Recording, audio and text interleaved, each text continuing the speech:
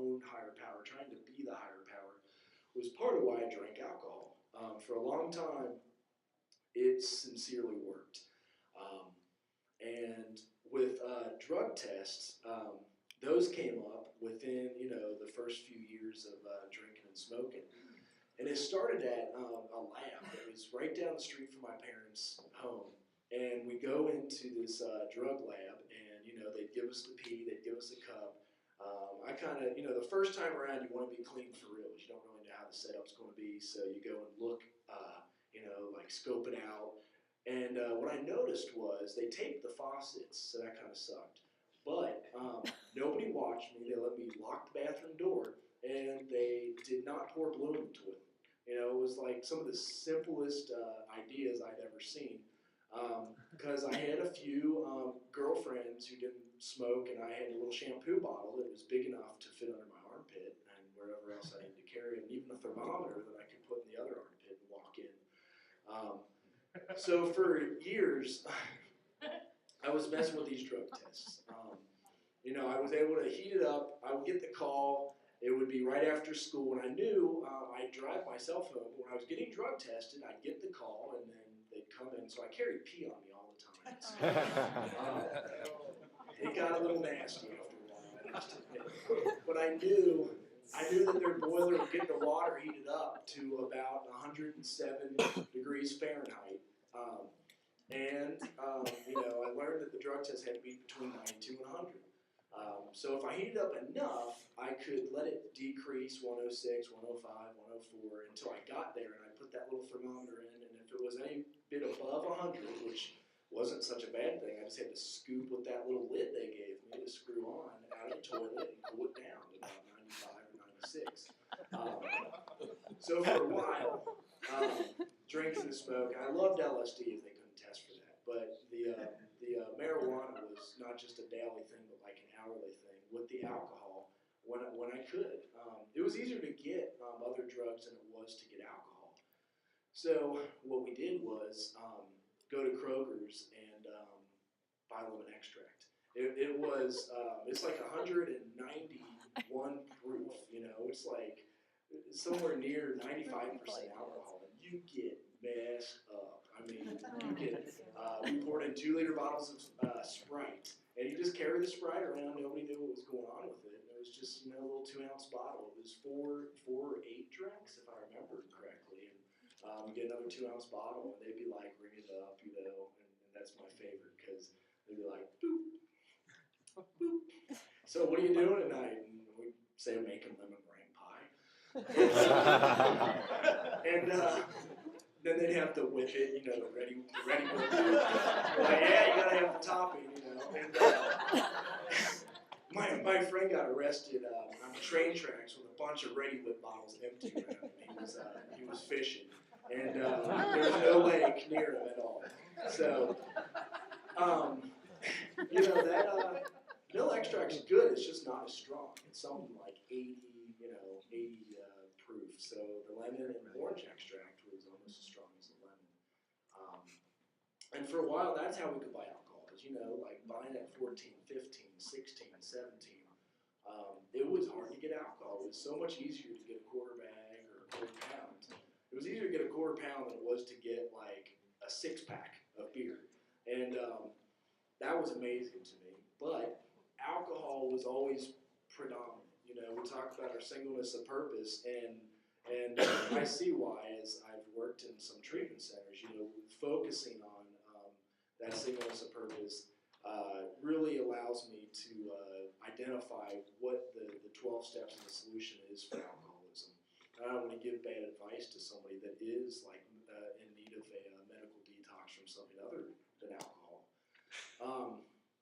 The LSD really took a predominant, mainly because they couldn't drug test for that. So, you got a breathalyzer, you can get weed, but if you get drug tests, you got LSD, right? And hallucinogens, mushrooms and whatnot. It's a little harder to test for.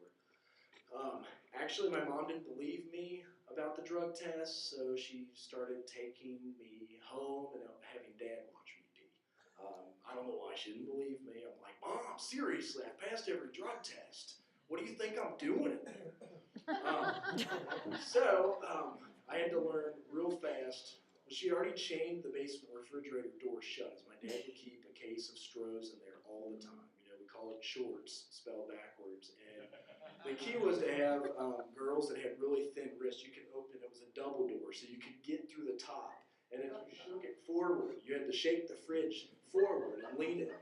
All the beers would fall forward, and you just keep, you know, it was like a vending machine without. And my dad didn't seem too bothered. I had a chugging contest with him when I was young. And for whatever reason, you know, he thought I was doing great as my grades were all right. But I got arrested at a spin doctor's concert. I got 2 felonies and 2 misdemeanors when I was 14. And for whatever reason, that kind of put me on the radar screen for my parents. You know, like until something like that variety happened, my dad was a little more standoffish. We were in Kentucky, not too far from where I live now, at the end of 27.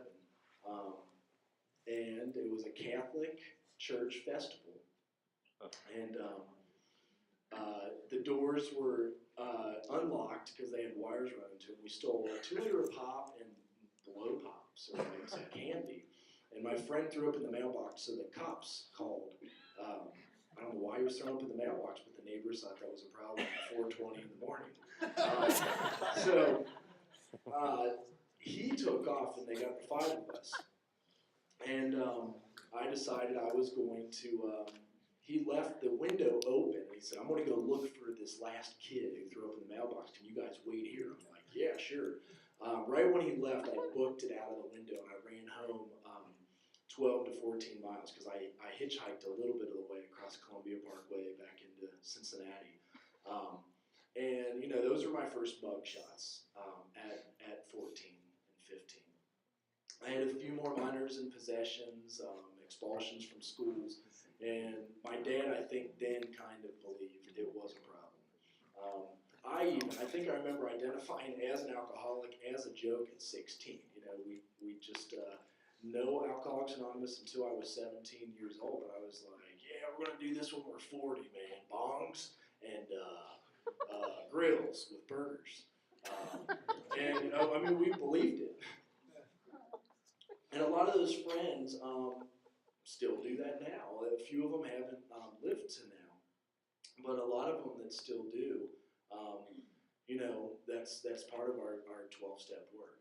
And I'm grateful for Alcoholics Anonymous for that, because after my 3rd treatment center, I went in, I took several mics of LSD, and this was something, in 95, it was when the Grateful Dead was in town. We got a lot of liquid acid that, it was good. And what it did for me was put me into the psych unit. So my first visit to the psych unit got me my first meeting in Alcoholics Anonymous.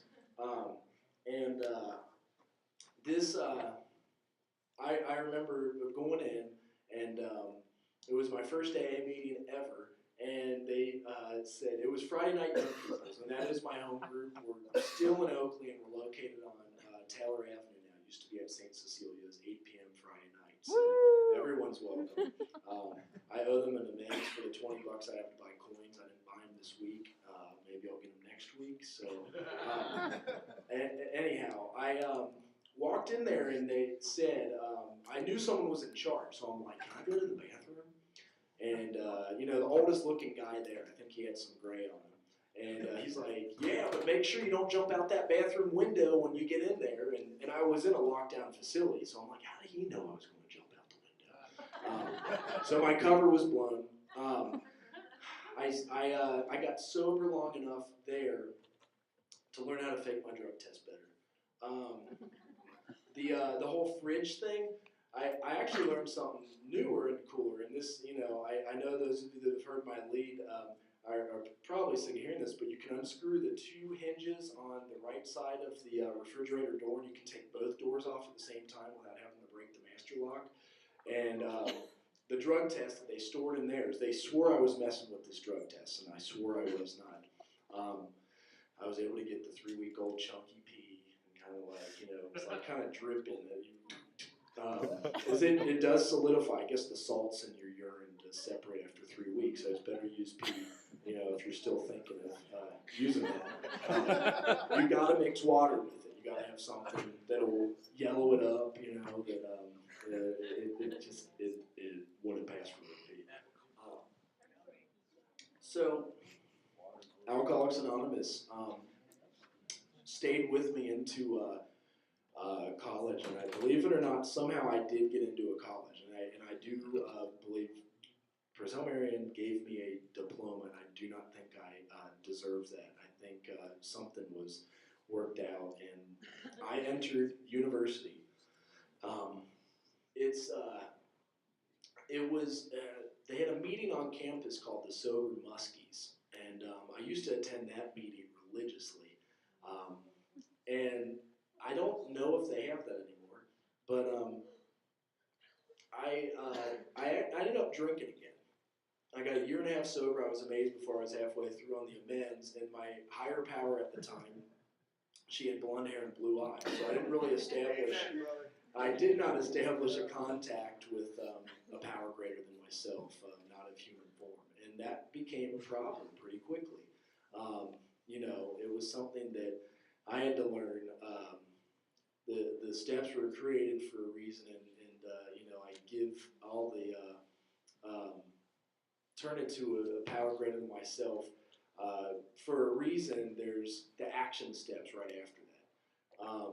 Because, you know, again, as I mentioned before, good intentions. My intention was to do this, but the action was, you know, like the physical overrode the mental. I started drinking again, and what the relapse looked like, and this was my last drunk. It was as if I'd never stopped for that year and a half of friends. Like, I broke up with my higher power, and he's handing me things out of his trunk.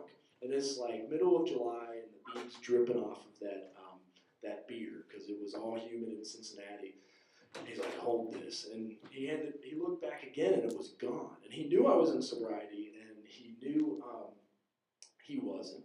And I think he was just pissed I drank his beer. But he's like, dude. And we were off to the races. I remember I wrecked my car that night. I wanted to know where we could get a £1/4 so I could sell enough to fix my fender. And it then got quickly to where I, you know, wanted to not smoke more than I sold, and then the unmanageability took off, you know, like with the alcohol, in school, you know, on my own, drinking in the corner of my own place at school, which, you know, it's something that today I'm blessed. I'm grateful. I eventually did finish school with a social work degree. Believe it or not, I'm still in school at 31 years of age. But that's been one of the 9-step promises. I should not have finished school. I really, I don't, at times, wonder what some of these papers that after you're, you know, being in the psych unit and the doctors, you know, for sure that I would never come out of this hallucination. I was in the psych unit for 10 days, and it was something in the area of 28 hits, because my friend took 1 drop of this LSD, and he went off like it was between 4 and 5. And I remember driving the 275 loop. I don't know if anybody else has those loops. And because I knew the cops were following us, and we had, you know, different, I knew that there was a mic in my car, I knew there was a camera. I mean, I was all over the place, paranoid. And that stuff doesn't go away very quickly, by the way, either. It's something that can stick with you until the step work is done. And when I had a sponsor take me through my 4th step, the first time I read my 4th column to him, I was reading it out loud. And a lot of stuff came up, you know, a lot of those amends that I swore I would finish. And I eventually did. Now, I did have to drink. I began working the steps backwards. And what that looks like for me is I'm doing my 9th step, and he said me to go ahead and do 10, 11, maybe 12. And I couldn't do 12 at that point. I had not drank enough, and I did not have the willingness. So I didn't have to meditate. I was like, fuck this. It was terrible. You know, I'd sit down, I'd try to get quiet. It's like when I try to get quiet Today even, when I don't write at night,